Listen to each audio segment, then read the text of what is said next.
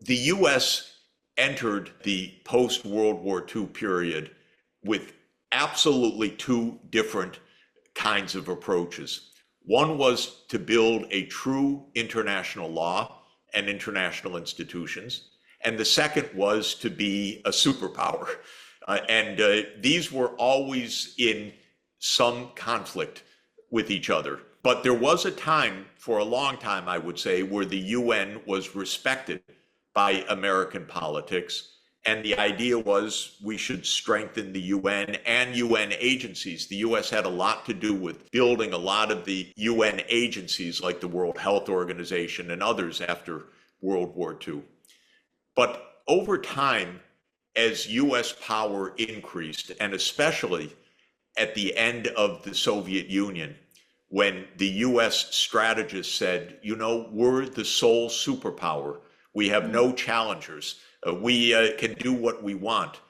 Then they started to look at the United Nations merely as a nuisance. And here were all these new post-colonial countries saying we need a fair international system, and the United States would say, don't talk to us about fairness, we'll decide what fairness is. And so over time, the US political elite started to view the UN maybe as a place to spread US propaganda, but not as a vehicle of global problem solving.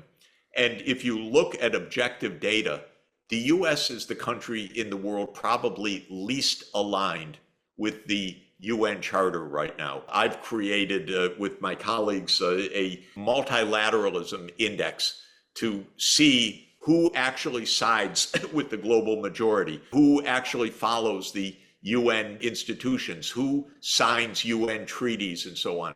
The US comes out at the end of the list, not at the front, at the back, the least aligned country with the UN Charter. What the US started to do was to say, we will create an alliance. We will create a group of allies and friends. So this became the expression, not the UN, but allies and friends, allies and friends, allies and friends. And this meant military allies, of course. This meant NATO. And the mindset is completely us versus them. It's the US versus China. How dare China be so large and successful? We're the only superpower. So that became the US mindset. Now, it would be a tragedy if China took the view, well, the US has its alliance, now we'll have our alliance. In other words, dividing the world in two. Probably China would have the larger part of world population and so on. You look at the BRICS today, for example, they are about 36% of world output compared to 29% of world output of the G7 countries. But the idea should not be the US has its alliance, we need our alliance for our security or to save the world from the US alliance. In my opinion, but a strongly held view, I'm hoping that China will continue to do what it's been doing, to say the US has its allies and friends, we have the UN Charter, we have international law, we want multilateralism of everyone, including the US. We don't want to have two blocks. We don't want block politics, because I believe China's statecraft is fundamentally different from Western statecraft. Western statecraft is always us versus them. It's always a fight. It's always a war of all against all. If you listen to the realists, it's an anarchic world system, the way they call it, because they say there's no overarching power, so it's anarchy. But Confucian thought is something very different. Confucian thought is that's not anarchy. You need virtue. You need principles to live, and that can be what holds us together. So we don't need one dominant power. We don't need one hegemon. We need decency. We need virtue. We need proper behavior.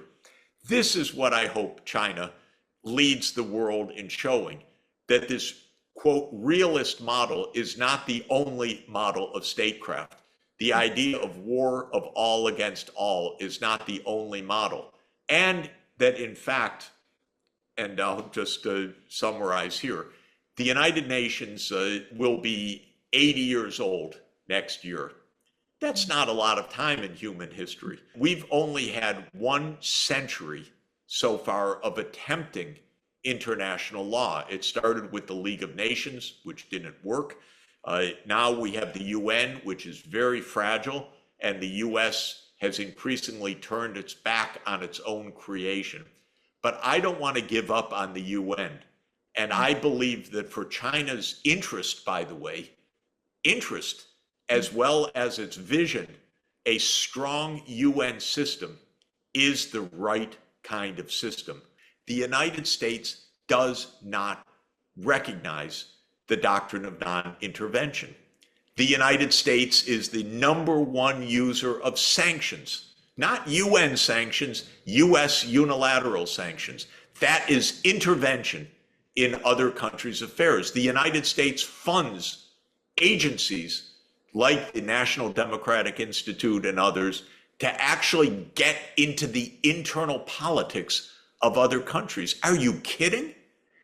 Handle our own politics. We have enough problems agreeing on anything inside the United States. Don't meddle in the internal affairs of other countries. And the United States has 750 overseas military bases. What I propose is we end all overseas military bases, all of them. You know, if your naval vessel needs refurbishing in a naval yard, doesn't have to be an overseas naval base to do it. We could get along better if we didn't have all of this massive 80 countries of overseas US military bases where the US meddles in the internal politics just about every place where it has a military base, because then the US strategy says, oh, we don't want to get kicked out of here. We need a government that doesn't want to throw us out.